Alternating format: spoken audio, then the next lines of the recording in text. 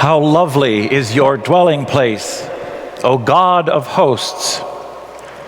That's the most common English translation of the first line of Psalm 84.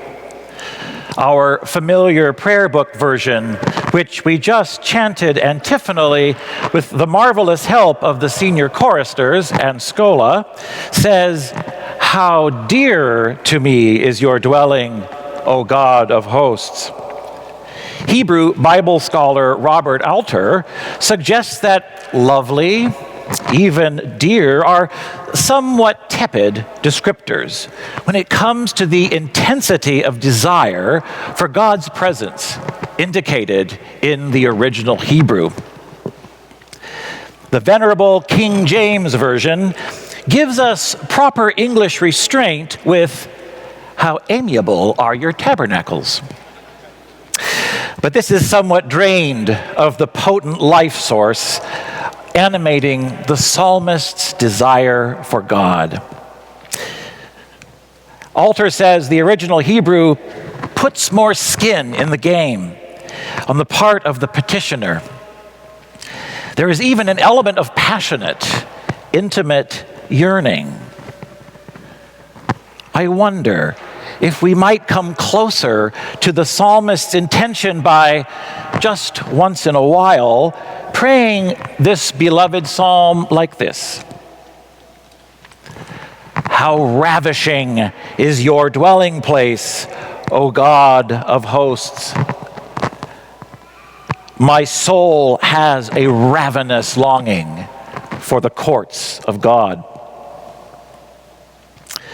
Our psalmist models a ravenous hunger for this ravishing God. The psalmist, of course, is speaking for Israel's deep yearning for Zion, the dwelling place of God, the great temple in Jerusalem. But of course, like all psalms, this operates on multiple levels. This is often referred to as a pilgrim psalm because it describes yearning, sojourn, a homeward journey. Happy are the people whose strength is in you, whose hearts are set on the pilgrim's way. This is good stuff. It's also both a processional liturgy and a kind of travelogue. The psalm's poetic couplets celebrate the holy as it breaks through at different points along the journey. Those who go through the valley of Baca, often called the desolate valley, will find it a place of springs, for the early rains have covered it with pools of water. Literally and metaphorically, the psalmist leads us from height to height, vista to vista, onward to the dwelling place of the divine majesty. All along the way, we are invited to share in the utter delight, even ecstasy, of the petitioner's ravenous desire for their ravishing God. The psalm grabs us with its exuberance right out of the gate.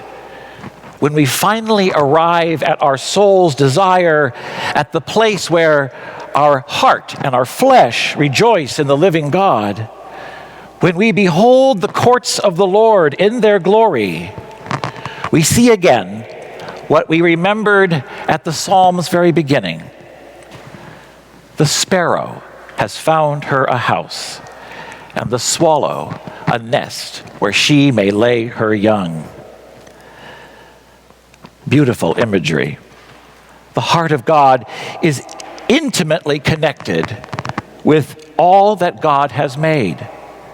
And so the psalmist's vision recalls the hospitality found by small winged creatures, not only in the rafters and gables of the Jerusalem temple's sprawling architecture, but also, surprisingly, in the intimate vicinity of the Holy of Holies.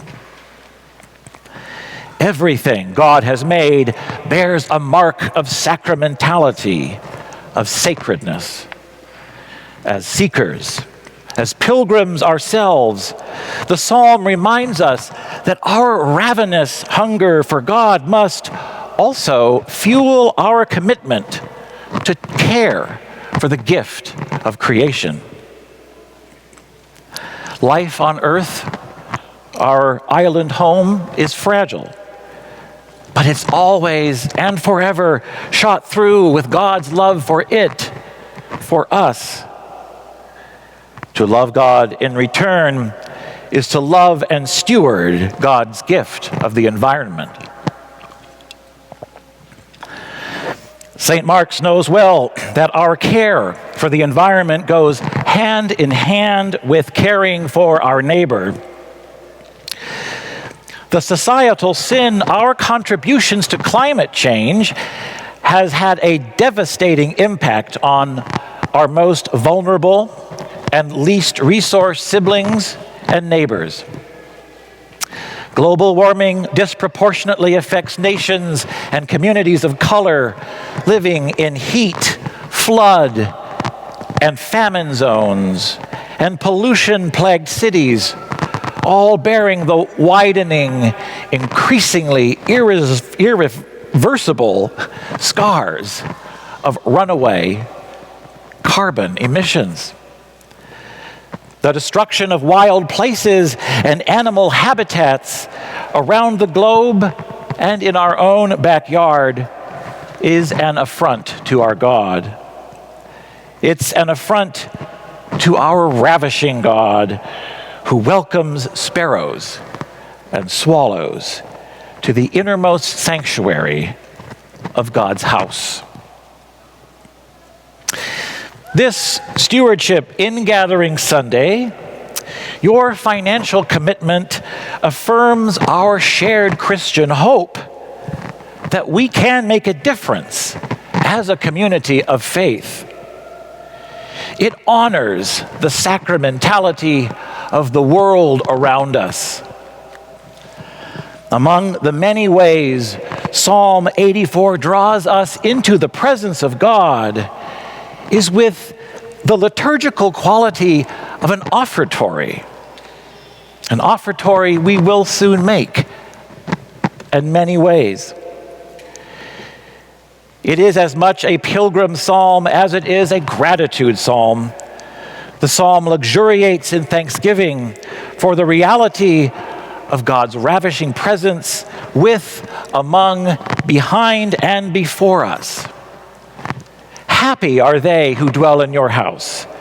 They will always be praising you.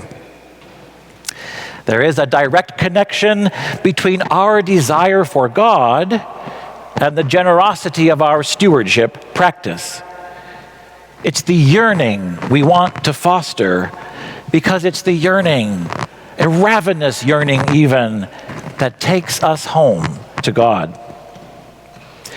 And yet, cultivating ravenous desire for our irresistible, ravishing God is less something we have to do as it is a grace by which God draws us ever homeward. Continue to ask for it in prayer.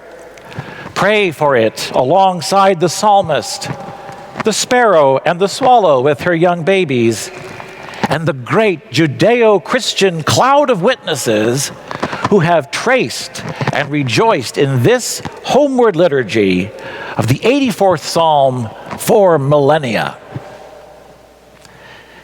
And finally, give your desire for desire over to Jesus. Why not ask for the intensity, the ravenous intensity of the psalmist's desire? May we know and share God's love in the early rains that cover the desolate valley with pools of water. And may we trust, with the quiet confidence of the sparrow, that our home is forever and always in the Holy of Holies, secure in the joyful, life-giving presence of our ravishing God. How ravishing is your dwelling place, O God of hosts. Stir up in our souls a ravenous longing for your courts, the realm of God on earth as it is in heaven. Amen.